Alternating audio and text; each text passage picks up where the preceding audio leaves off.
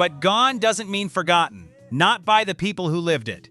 1972 was a special year for R&B. Deep grooves, real voices, songs that told the truth. To let it go now.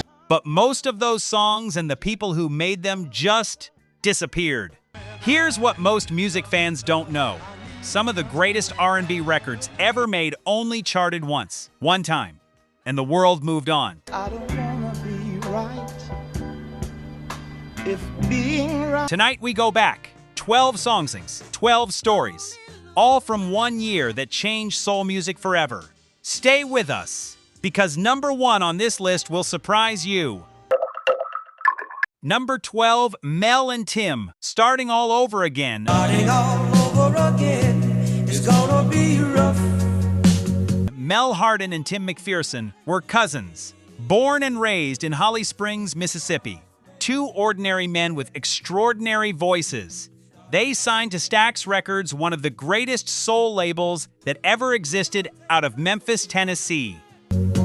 So rough, but we go. And in 1972, they dropped Starting All Over Again, a slow, aching ballad about two people trying to fix what love had broken.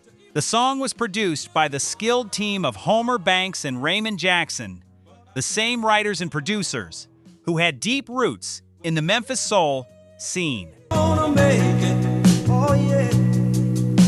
Starting all over.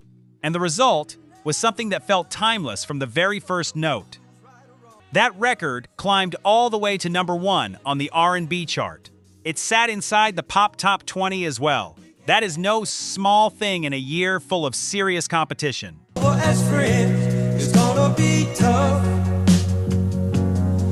The lyrics are simple, but they cut deep. It's about two people who drifted apart, who hurt each other, and who have the courage to say, let's try again. Not because it's easy, but because what they have is worth saving. Here's the fun fact that surprises a lot of people. On us, but we gotta face it. Hall & Oates, yes. That Hall & Oates covered this very song in 1974. And it did well for them. But somehow, even after that extra attention, Mel and Tim never became household names. The song got borrowed. The credit never came back. And why did they fade? Stax Records was going through serious financial trouble in the early 70s. We lost what we had. Distribution problems. Behind the scenes, chaos. Contract disputes. When a label is falling apart from the inside, the artists suffer the most. Mel and Tim got caught right in the middle of that storm. That's what hurt us so bad. Yeah. The machine that should have been promoting them broke down before it could do its job. It is a story you are going to hear again tonight. It set us back 1,000 years. A great song, a broken system, and a talent left behind. Keep listening, because number 11 is about to prove that sometimes love makes a fool of everybody. Number 11, the main ingredient, everybody plays the fool. Right? Quick pause in the countdown, because I need to say this from the heart. If these R&B picks are hitting you, if they're bringing back memories, late night vibes, old playlists, and that feeling you can't explain, then please subscribe to 80s R&B playlist. But because it genuinely helps this channel survive and grow. Every subscribe is like you telling YouTube, yes, this music matters. Keep this kind of content alive. It pushes these forgotten songs back into the light, helps more real R&B lovers find the channel, and lets me keep making deeper, better countdowns for you. So if you want more lists like this, hit subscribe, tap the bell, and drop a comment with the one R&B song that raised you. Let's bring these classics back together. Every story you see here takes hours of digging, piecing together history, and bringing forgotten moments back to life. If you'd like to support that work, you can become a channel member. It's just the cost of a cup of coffee, but it helps us keep these stories alive, and for that, we're grateful. Number 10, Joe Simon, Drowning in the Sea of Love. I've been down one time, and I'm Picture a city at night. Street lights reflecting on wet pavement. A couple slow dancing a small apartment. Nobody watching. Just the two of them and the music. That is what this record feels like from the first second to the last. Joe Simon was born in Simisport, Louisiana. been down 2 times, but now I'm dry. But the Philadelphia International Machine gave him something that he couldn't have found anywhere else. Drowning in the Sea of Love was written and produced by Kenny Gamble and Leon Huff, the same two men who built the entire Philadelphia sound in one of the most important chapters in black music history. Drowning in the sea of love. The song came out on Spring Records in 1972. The lyrics are pure surrender. A man falling so completely in love that he doesn't even try to fight it anymore. He just lets himself go under.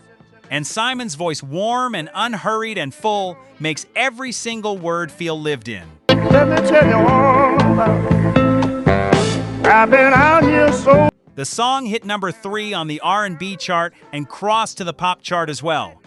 Gamble and Huff's touch was impossible to deny. Here's the fun fact. Joe Simon had been recording since the mid-60s.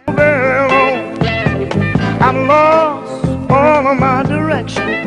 This was not his first moment, but Drowning in the Sea of Love became the song that new listeners kept discovering decades later when it got placed in films and television shows, looking for that particular early 70s soul warmth.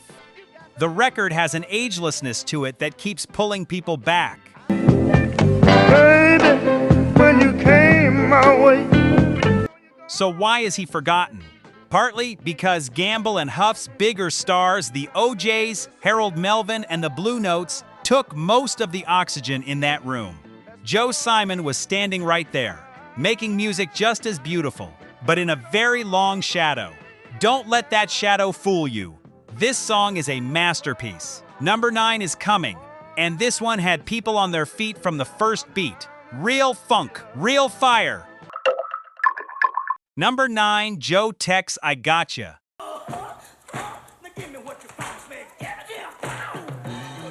Let me ask you something honestly.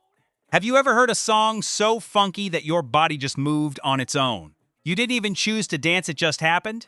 That is I Gotcha by Joe Tex. Joe Tex, born Joseph Arrington Jr. in Navasota, Texas, was one of the most underrated figures in all of Southern soul and funk.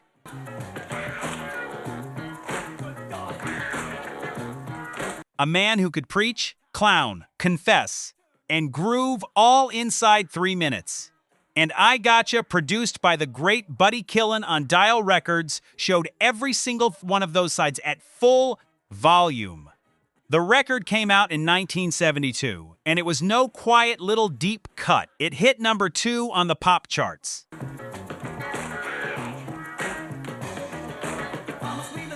It went straight to number 1 on the R&B chart. One of the most purely fun records released in a year full of heavy emotion. DJs played it hard.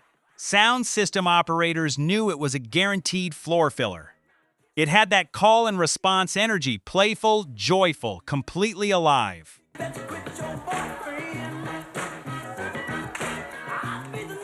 Here's the fun fact that really tells you about the man behind the music. In the mid-70s, Joe Tex converted to Islam and changed his name to Yusuf Haziaz. His faith became his focus, and he largely stepped back from the music industry. He made one more brief return in 1977.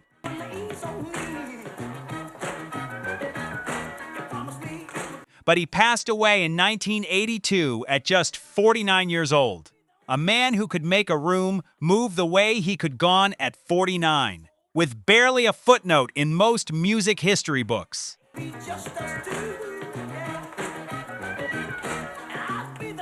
I Gotcha belongs in every serious playlist about 1972.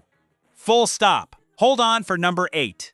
Because this one introduced the world to a woman who would go on to say things that nobody else in music dared to say. But first, you hear her soft side. Number 8, Millie Jackson, My Man, a Sweet Man.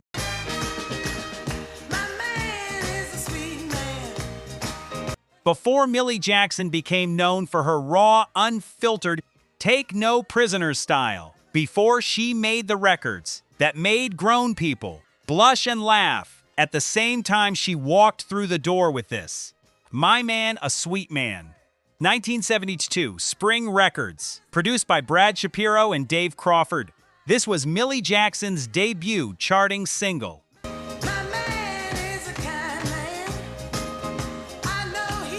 And it showed a side of her that most people, even longtime fans, don't always talk about. Because this song is tender, devoted. A woman singing about her man with nothing but real love and loyalty in her voice. Millie Jackson was born in Thompson, Georgia. She grew up hard. She sang gospel in church. And when she crossed over into R&B, she brought every bit of that church training with her.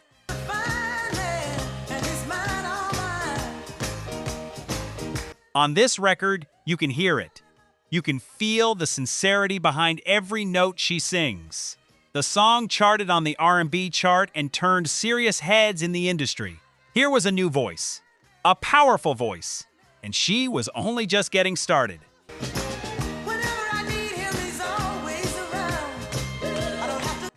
Here's the fun fact that puts it all in perspective.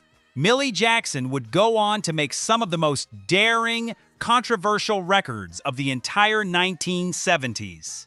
Records that dealt with infidelity, desire, and emotional truth in ways that radio barely knew how to handle.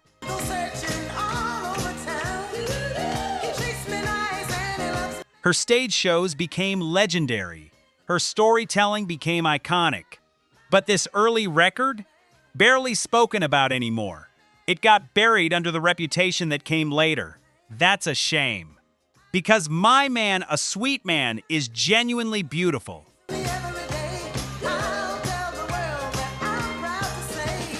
It's the song that showed who Millie really was before the world decided what role it wanted her to play.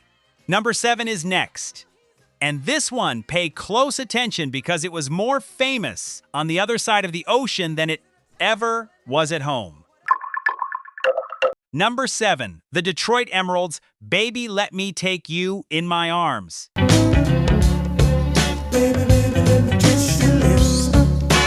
Here's something that still amazes me when I think about it. Some of the greatest American R&B records ever pressed to vinyl never really found their audience in America. But in England, in the clubs, in the dance halls, in the basements where Northern Soul was born, those same records became legends.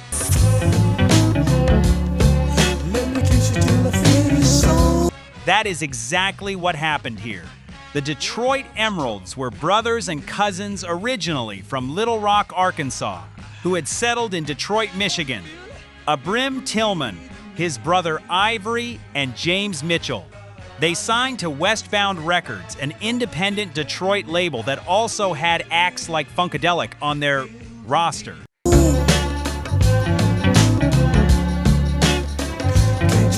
And in 1972, they released Baby Let Me Take You in My Arms. In America, the record did okay. It charted on the R&B chart, but never crossed to pop success in a big way. The label didn't have the major distribution muscle it needed. And without that, great records get lost.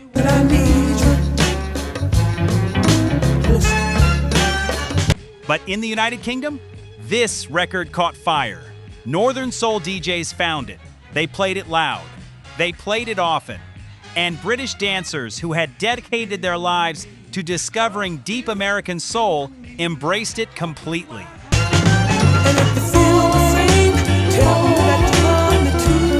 People were driving hours across England to dance to this record in a club they'd heard about through word of mouth. The song itself is sweet and sincere. A man asking his love to let him take care of her. Nothing complicated, just honest. And sometimes honest is the most powerful thing a record can be. The fun fact here lives in those UK dance floors.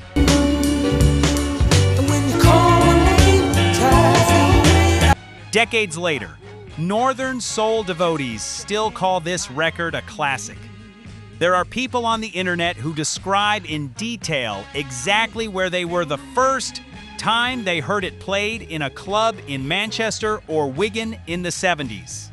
That kind of loyalty doesn't happen by accident. It happens because the record is genuinely great.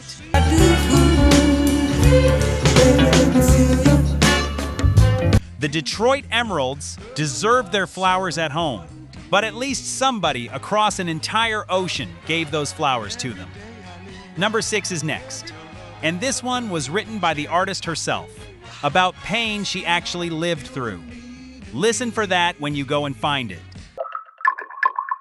Number 6, Denise LaSalle, Trapped by a Thing Called Love. Somebody tell me, what is this man got? This is one of those songs where the title says everything you need to know before you even press play. You've been there. Maybe you're there right now, in something that you know isn't perfect. Maybe it even hurts a little, but you can't leave. Something keeps pulling you back. Logic says go, your heart says stay, and your heart wins every time. He makes me feel what I don't want to feel. Denise LaSalle knew that feeling, and she sat down and wrote a song about it. Born Ora Denise Allen in LaFleur County, Mississippi, Denise LaSalle was not handed anything. She hustled. She wrote her own songs. She pushed her way into a music industry that wasn't always welcoming to strong black women who had real opinions and real voices. Somebody tell me, what is this man got? Trapped by a Thing Called Love came out on Westbound Records in 1972, produced by Bill Tyson, known in those circles as Boss Man. And when it dropped, it didn't sneak onto the charts quietly. It went straight to number 1 on the R&B chart. Number 1. It also crossed over to number 13 on the pop chart. He makes me give what I don't want to give. Denise LaSalle was 28 years old when that happened. A self-written debut hit going to number 1. That is not common. That is genuinely rare in any era. The song is bold without being aggressive. A woman admitting that love has her trapped, not because she is weak, but because love is just that powerful. On solid ground, I feel myself sinking fast. She owns it. There is no shame in her voice. And that honesty is exactly what made women everywhere feel seen when they heard it. Here's the fun fact. Denise LaSalle went on to become a major figure in blues music. By the later years of her career, she was known widely as the Queen of the Blues. I grab a hold, but I don't think it's gonna last. But this early R&B moment, a number 1 record, brilliant self-penned song, gets left out of almost every conversation about her legacy. Distribution problems at Westbound and the lack of major label backing meant the momentum faded faster than it deserved to. I'm slowly losing my ground, slowly. A number 1 record, a brilliant songwriter, and still somehow overlooked by history. That's the tragedies of so many artists in this countdown.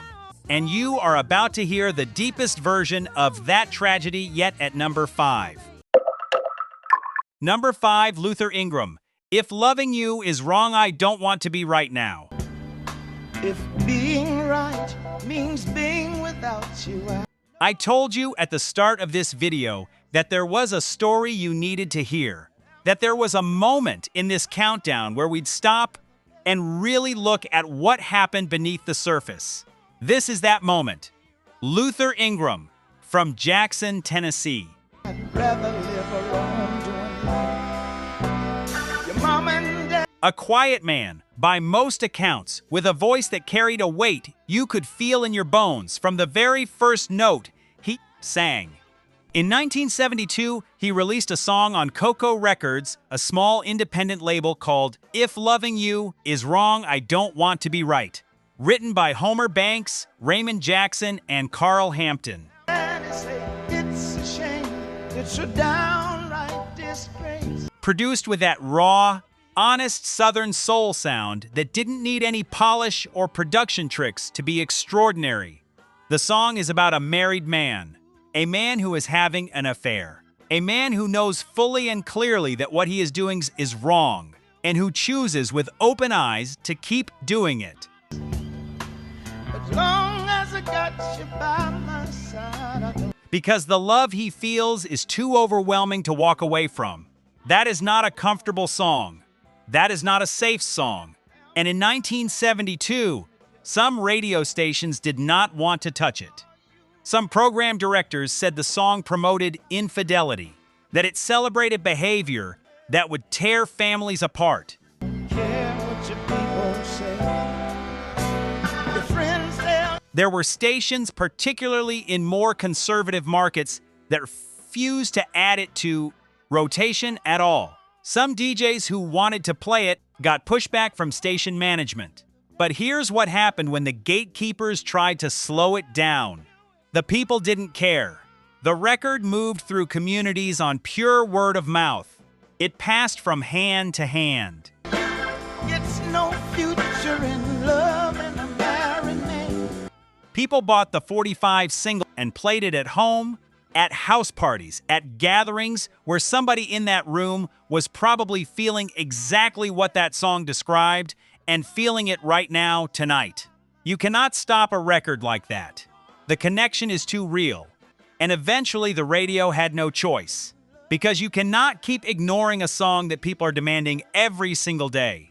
If I can't see you when I wanna... If Loving You Is Wrong went to #1 on the R&B chart, not for 1 week, for 4 consecutive weeks. 4 weeks at #1, and it climbed all the way to #3 on the pop chart as well. Those are massive numbers for any record, let alone one on a tiny independent label that most of the industry had never heard of. See you when I can. Loving you. Now, here is where the story gets complicated. In interviews over the years, different people connected to this record have told different versions of its origins. Some in the industry have said the song touched real emotional territory that Luther Ingram had personally lived through. Others have maintained it was purely professional songwriting. It's wrong. I don't wanna be right. In soul music of that era, the line between what was real and what was performed was often deliberately, purposefully blurred. That was part of the power. What is clear and documented is the business side of what happened next. Coco Records was a small operation. They had the hit. They did not have the infrastructure to fully capitalize on it. If loving you is wrong, I don't wanna... When bigger labels were investing real money into tour support, national promotion campaigns, and major radio relationships for their artists, Luther Ingram's team was managing everything on what the industry calls a shoestring, a very tight shoestring. There are also different accounts from people who were around at the time about tensions between Luther and the label over the direction of his career and the financial returns he saw from a #1 record. Be right. Am I wrong to fall? Some sources suggest opportunities with larger labels were discussed but never materialized. Some say the label's grip on his contract made it difficult for him to move. Some say things were more complicated than anyone on the outside could know. What everyone agrees on is the result.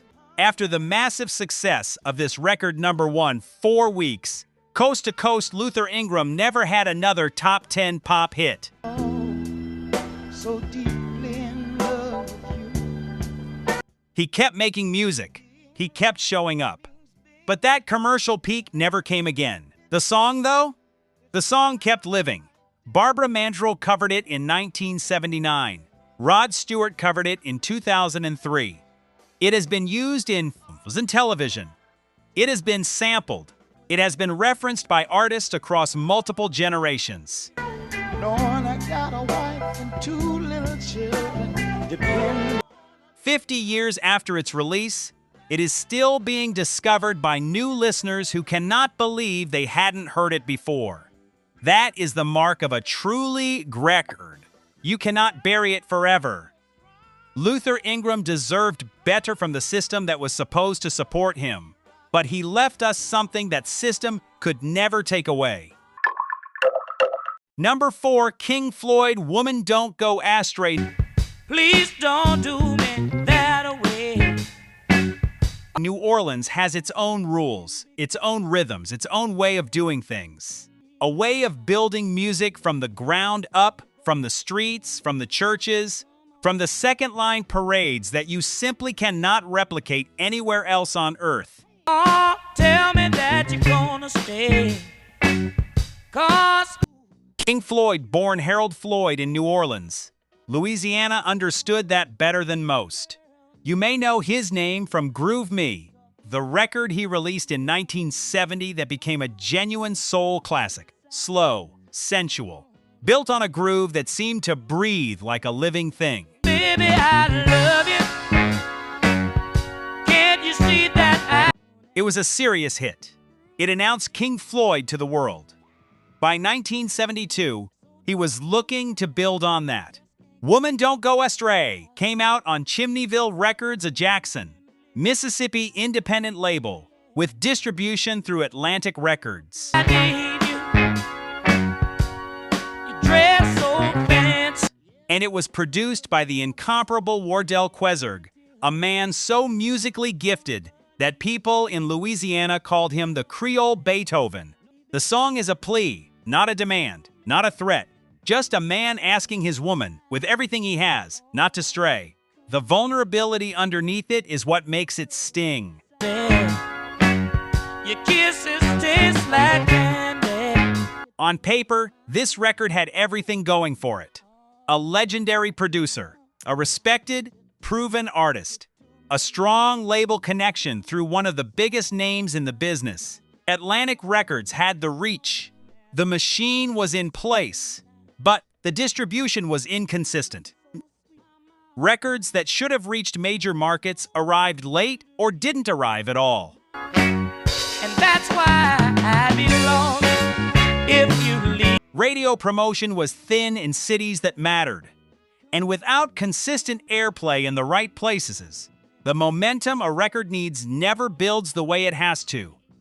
The fun fact here is about the man behind the boards. Wardell Quezerg produced records for some of the most important artists in New Orleans music history. It will tear my whole heart to pieces. Dr. John, The Meters, Irma Thomas, and many more. His contributions to Louisiana soul and funk were enormous. But like so many of the names in this countdown tonight, mainstream recognition never found him the way it should have. King Floyd kept making music. He had more releases, more moments.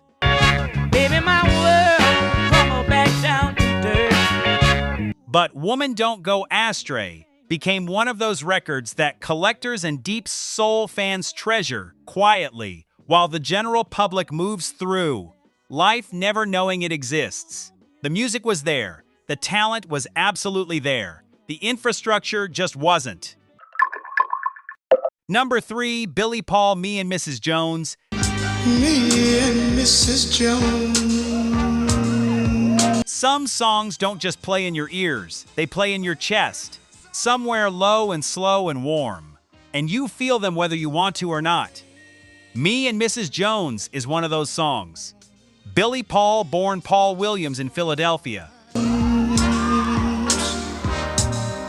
got a thing. Pennsylvania had been working the music scene for years by the time this record arrived. He was not a newcomer. He was a trained, serious, experienced vocalist who had been honing his craft since the 1950s. He had paid his dues many times over, and when the right song finally found him on Philadelphia International Records.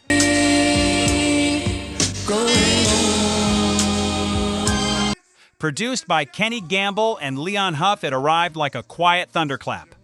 The song is about two people who meet at the same cafe every day. A man, a married woman, a relationship that both of them know cannot end well, and that neither of them is willing to stop.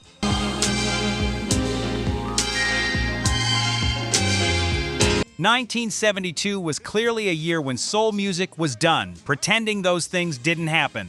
Me and Mrs. Jones went all the way to number 1, on the pop charts, on the R&B charts, both, at the same time.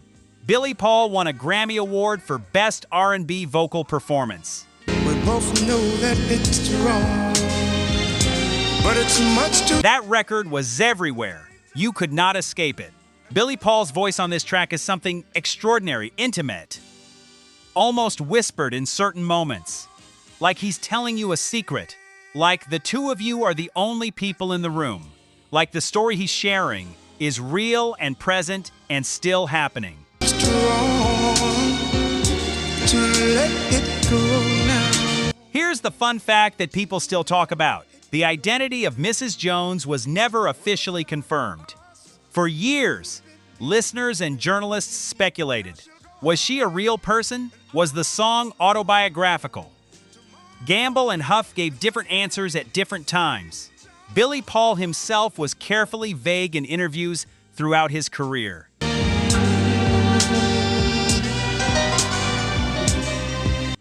The mystery became part of what made the record feel alive. Some things are more powerful when they stay unexplained. So why is this record in a countdown about forgotten artists? Because Billy Paul himself became forgotten even as the song remained famous. People know Me and Mrs. Jones. Very few people today can tell you much about the man who sang it. We meet every day at the same cafe. His other work, his full journey as an artist, his decades of dedication, all of it buried under the weight of one hit so massive that it eventually swallowed the man whole. That happens more often than you'd think. 6:30, and no one knows you. A song gets so iconic that it stops belonging to the person who made it. Billy Paul made great music his entire life. He deserved to be remembered as more than a footnote to his own greatest moment. All right, quick pause in the countdown because I need to say this from the heart. If these R&B picks are hitting you, if they're bringing back memories, late night vibes, old playlists, and that feeling you can't explain, then please subscribe to 80s R&B playlist. But because it genuinely helps this channel survive and grow. Every subscribe is like you telling YouTube, yes, this music matters. Keep this kind of content alive. It pushes these forgotten songs back into the light, helps more real R&B lovers find the channel, and lets me keep making deeper, better countdowns for you. So if you want more lists like this, hit subscribe, tap the bell, and drop a comment with the one R&B song that raised you. Let's bring these classics back together. Every story you see here takes hours of digging, piecing together history, and bringing forgotten moments back to life. If you'd like to support that work, you can become a channel member. It's just the cost of a cup of coffee, but it helps us keep these stories alive, and for that, we're grateful. Number 1, the Stylistics' Betcha by Golly Wow. There's a spark of magic in your eyes. Wow, okay. Before I say another word, I need you to understand something. Some songs feel like they were made in a completely different world, a gentler world, a world where love was spoken about with total sincerity and no irony anywhere in sight. Candyland appears each Betcha by Golly Wow is one of those songs, and I don't know any other way to say that. The Stylistics were from Philadelphia, Pennsylvania. 5 young men, Russell Tompkins Jr., Arian Love, G. Smith, James Dunn, and Herbie Morrell, who could harmonize in a way that seemed almost impossible. time you smile. Never thought. Like their voices had been tuned to each other since before they could speak. The song was written by Tom Bell and Linda Creed, 2 of the most gifted songwriters the Philadelphia sound ever produced. produced by the brilliant Tom Bell on Avco Records. Released in 1972, it climbed to number 3 on the pop charts and number 2 on the R&B chart. That fairy tales came true. The lyrics are pure, almost innocent. A young man telling the woman he loves that she is unlike anyone he has ever seen, that there is magic in her, that she makes him believe in things he didn't believe in before. And then Russell Tompkins Jr. opens his mouth, that falsetto, delicate, precise, floating high above everything around it like it doesn't belong to the earth at all. But they come true when I'm near. It takes those simple, beautiful words and it lifts them somewhere beyond ordinary. Somewhere that you can't fully explain, but you feel immediately. This is not a complicated record. It doesn't try to be. It simply tries to make you feel something beautiful. And it does that completely, perfectly, every single time. You're a genie in disguise. Here is the fun fact that stops people in their tracks every time I share it. In 1996, Prince covered Betcha by Golly. Wow. Prince, one of the greatest musicians in the entire history of recorded music, looked back at this 1972 record from 5 Philadelphia teenagers and said, "This is worth revisiting. This deserves to be heard again."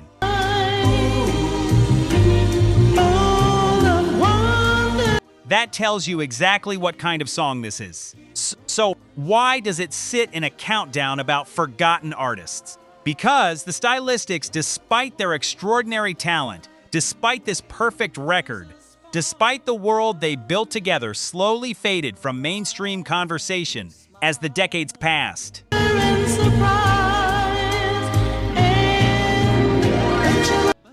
Avco Records went through major changes. The smooth Philadelphia soul sound they represented got overtaken by disco, then by newer R&B styles. The group kept working and kept performing, but the mainstream spotlight moved somewhere else.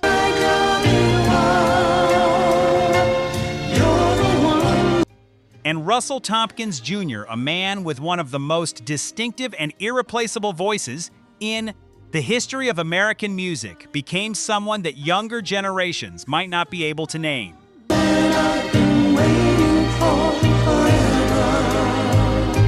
That should not be the case.